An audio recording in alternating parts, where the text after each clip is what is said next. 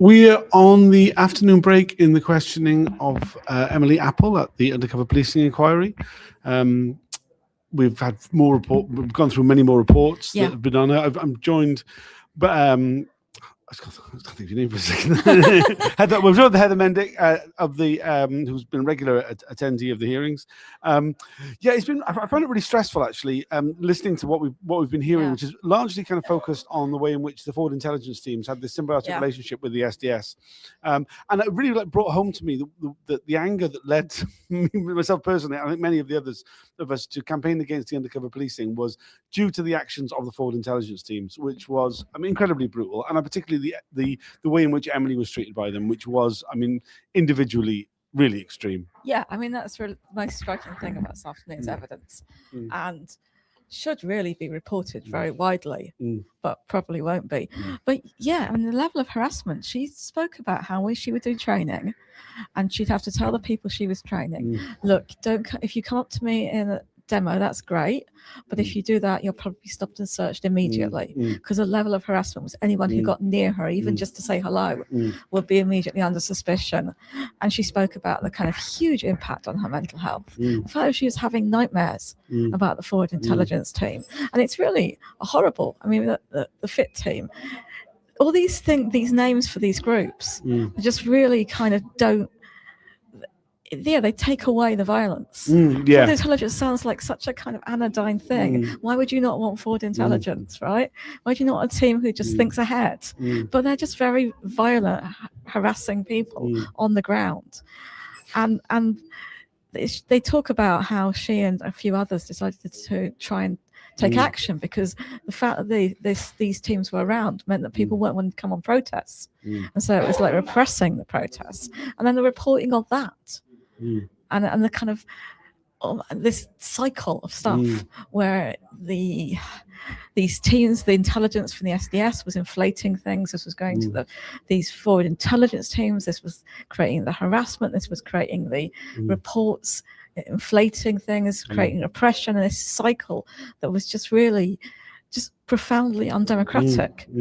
Well, we did see just really direct things. We saw about one of the reports that came from HN18, Robert Hastings, where he claimed that the forward intelligence teams was essentially, he claimed it was a plaything of Emily Apple and Privacy, and the two people who set it up, and that they were planning on finding out personal private information about the officers and targeting them and in their homes and their families, which is absolute bollocks. And also just totally counterproductive, something that was not being entertained whatsoever.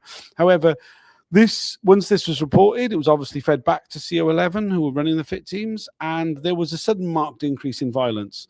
And Emily talked quite movingly about the time when she was arrested, violently strip searched by 3 officers. Horrific. I remember it at the time. I remember talking to her about it at the time. Just really incredibly horrific violence. It turned out it was an unlawful arrest, like so many of her 76 arrests, complete bullshit arrests. And she was talked about the way in which this escalation of violence that was a result of the SDS reporting has connotations to this day. But the way in which she is policed, it didn't end in 2007. It didn't end in 2010. It continues through to 2026.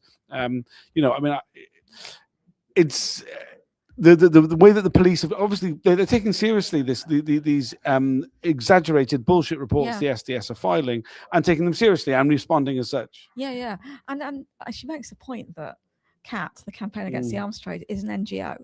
It's one of the really it's a protest against the arms trade, but it's so part of the kind of officialdom of the UK in lots of ways. This organisation, it's not a fringe organisation. It's up there with a lot of the kind of standard just human rights groups insisting on legal process, due process, insisting on international law being respected, very kind of on the proper side of the protest.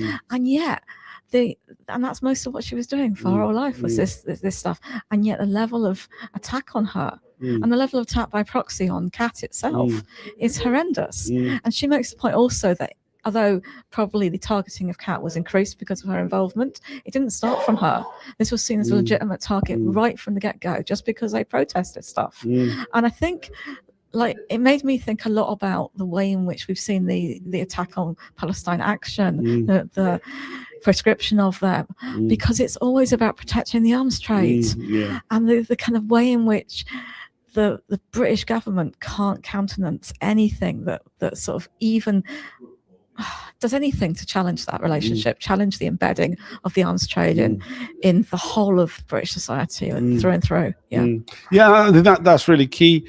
I mean, we saw some of the other, we saw one of the authorization documents that the fact that they had the contact details of another CAT activist. It turns out that was the person who did the police liaison, who had to give all her details to the police in order to do the police liaison, and this is being treated as if it's intelligence. I mean, just farcical, really. But yeah, this thing of that blowing up children and is such a key part of the UK economy that it's more important than our democratic rights.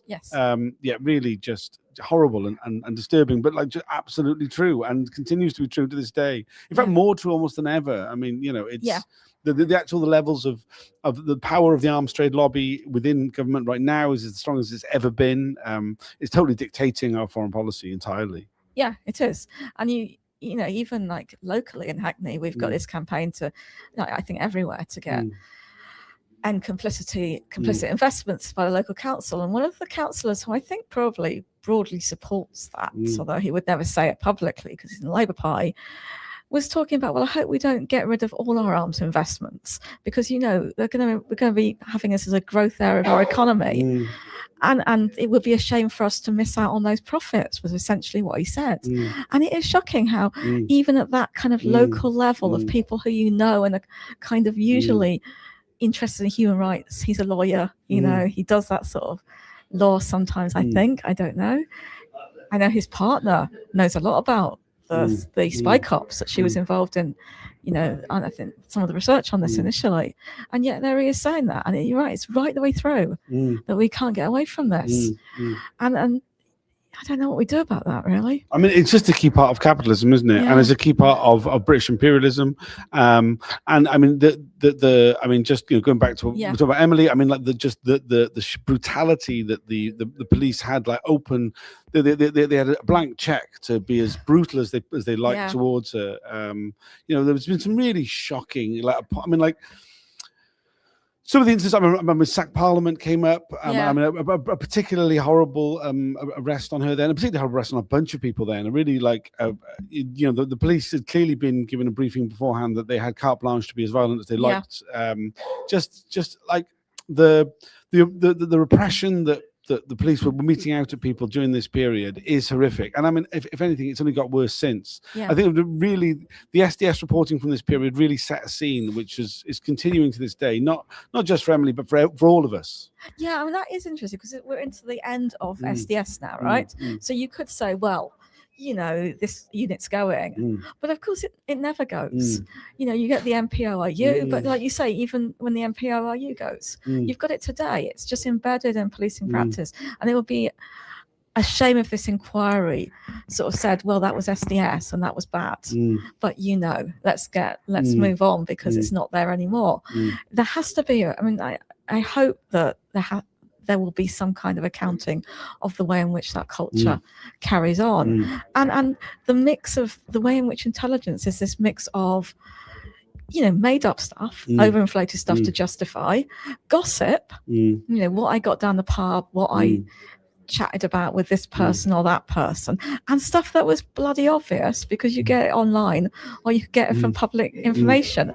And this presentation of these things as somehow an incredible operation somehow, and all intermingled, so you can't often tell the difference between all of them. That you'll have a report that has a little bit of I heard down the pub, of course usually missing out the I heard down the pub, with the other stuff, with the overinflated stuff, with this public thing happening, and with the very, very private information of people's bank details and mobile numbers, name of their kids and stuff. It's insane. It's insane that's happened, right? I mean, it is insane, but I mean, it's shaped the world we live in, right? And for many of us, very directly. I've just heard that Emily being taken off to go back into the next segment. It's only a short break. And something else point you'd like to make? Just to say, there hasn't been, as far as I know, really breaches of of confidentiality, there's only sort of 10-minute restricted period. So you can pretty much hear this if you go on YouTube uninterrupted. It won't get really annoying with these long breaks and not knowing where you're picking up. So it's really worth listening to, partly because the guy questioning Emily is not forcing her to cut short her answers, is not interrupting her. He's just letting her talk. So sometimes his questions feel a little bit annoying. They feel about, could this be justified? What would you think of this justification? But he's allowing her to push back for as long as she wants in whatever way she wants. And I think it makes for really interesting evidence. And I hope people will go and listen to this. Yeah, that's a good point. I mean, I was moaning during the lunch break about some of his lines of questioning, but I think in many ways they do provide a platform for Emily to actually develop her points properly and in a full way. And certainly every time she's like, oh, I just like to make one extra point, he's been very accommodating with that. Yeah, I feel like he's a little bit on our side, even.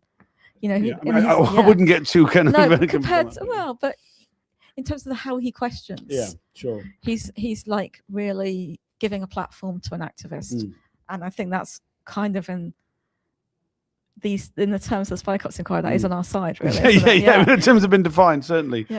We've had some comments just quickly before we go back in. I'm so glad that Emily was able to speak accurately about the targeting and bullshit arrest, because it's outrageous. Something I feel the council wanted to brush past quickly. I think the inquiry at large generally wanted to do that. Before break, so let's just do this super fast. No, I'm glad Emily is taking her time. Yeah, absolutely. I think that's I mean, Emily's been a fantastic witness. I was always going to say that because, you know, not only is she a friend but also a comrade in like the very strong sense. But I think she's coming up better than she thought she would. She comes over really, really well. That's a very impressive, thoughtful person. All right, thanks for joining us. We'll do another stream at the end of the day, recap